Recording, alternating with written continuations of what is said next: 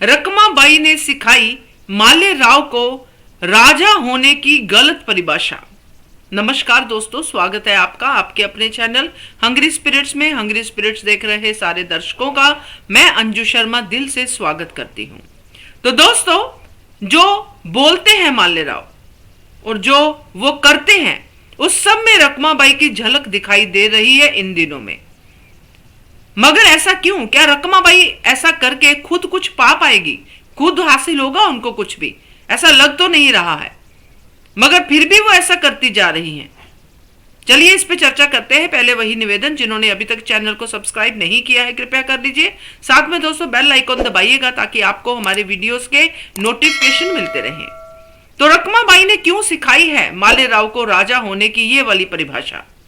इसका एक ही मतलब निकलता है दोस्तों, क्योंकि वो खुद यही समझती हैं जब वो ये सारी बातें करती हैं टुक्कू जी के साथ कि आपको देवी अहिल्या की चमचागिरी करने की जरूरत नहीं है, आप सक्षम हैं, आप बहुत कुछ कर सकते हैं। तो इसी से स्पष्ट होता है दोस्तों कि वो यही समझती है कि जब कोई राजा बन जाता है तो सारी प्रजा उसकी दास हो जाती है। इसलिए वो माले राव को यही सिखा रही हैं। मगर देवी अहिल्या तो ऐसा बिल्कुल भी नहीं समझती हैं। वो तो राजा को ही प्रजा का दास मानती हैं कि राजा को प्रजा के लिए काम करना पड़ेगा। मगर माले राव, जैसा हमने उनका इस एपिसोड में भी देखा कैसे व्यवहार था, कैसे वो एक काम करने वाले दास को धक्का मार के सीढ़ियों से अपनी आई के साथ लड़ने के लिए चले गए। वहां पे भी उन्होंने कहा कि राजा को कोई काम करने की जरूरत क्या है, किसी का भी ध्यान रखने की जरूरत क्या है, राजा का ध्यान रखेंगे सब। जब ये बातें वो देवी अहिल्या के सामने कहते हैं बड़ी शान से, तो देवी अहिल्या का दिल दुखता है दोस्तों, क्योंकि वो तो अपने पुत्र को ऐसा चाहती ही नहीं थे कि वो ऐसा बने। ऐसे तो खंडेराव भी नहीं थे। खंडेराव थे कुछ कान के कच्चे, मगर खंडेराव प्रजा के प्रति पूरे निष्ठावान थे।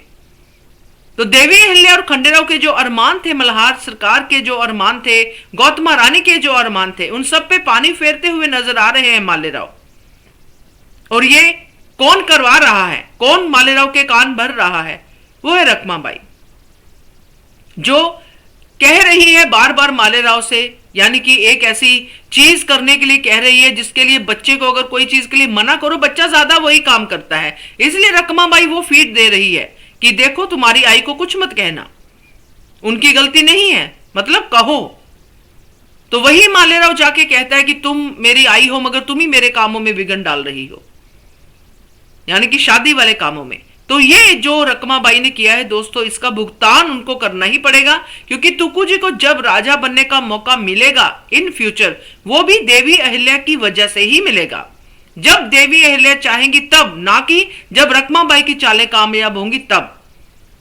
तो ये रकमाबाई को आगे इसका भुगतान कैसे और किस तरह से करना पड़ेगा ये तो हम आने वाले समय में देखेंगे। मगर फिलहाल माले राव का जीवन तो उन्होंने बर्बाद कर ही दिया है। एक गलत राजा की परिभाषा उनके कानों में बार बार डाल के कि तुम राजा हो, तुम ऐसे हो, तुम वैसे हो। तो रकमाबाई अपना काम करती ही जा रही है दोस्तों, और देवी अहिल्या को दुख देती ही जा रही है। क्या कहना है आपका इसके बारे में कमेंट करके बताइए। देखते रहिए channel hungry spirits. Thank you so much. Subscribe to our channel by clicking the subscribe button. Click the bell button and enjoy the latest uploads from our channel.